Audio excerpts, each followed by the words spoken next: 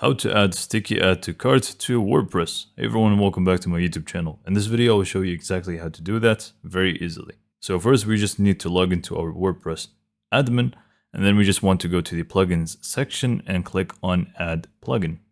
Now we just need to search for sticky add to cart for WooCommerce. So you should be able to find it right here. It's going to be WPC sticky add to cart for WooCommerce. And obviously you're going to need to have WooCommerce installed first. Anyway, just go ahead and click on install now. Go ahead and click on activate once that's done. And then from here, you simply just want to locate WP Clever and just hover over it and click on sticky add to cart. So from here, you're going to have a bunch of settings that you can go through. For example, the positioning of it, whether you want it to be in the bottom or on the top. If you want to also add some offsets, either at the top or the bottom, show price, show quantity, variations form, all of these things you can turn on or off. It's completely up to you. And you can simply just click on save changes here on the bottom. And that's pretty much all you need to do. So all we need to do now is just view a product page, and we should be able to see that we have a sticky add to cart button now.